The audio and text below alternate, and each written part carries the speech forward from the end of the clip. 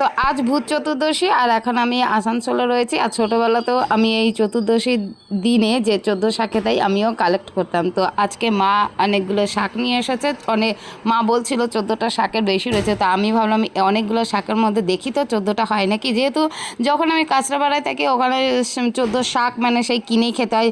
তার মধ্যে হয়তো দেখা যাচ্ছে 3-4টে শাক নিয়ে 14টা বানিয়ে নেয়, আর তার মধ্যে এক গাদা গাছের ডানটি অনেক থাকে, তো তাতেই হয়তো ওয়েটে বেশি হয়ে যায়, তো তখন তার গোনারও সম্ভব হয় না। কিন্তু যখন মা কালেক্ট করে নিয়ে এসেছে আমি ভাবলাম তাহলে আজকে দেখি তো 14টা হয় নাকি। তো পরপর এক এক করে করে অনেকগুলোই মানে নতুন নতুন যেগুলো যেগুলো দেখছি যে আলাদা আলাদা, তো এইভাবে আমি এক এক করে করে দেখলাম যে এক এক করে গুনছি 14টা হয় নাকি 13টা হয়েছে।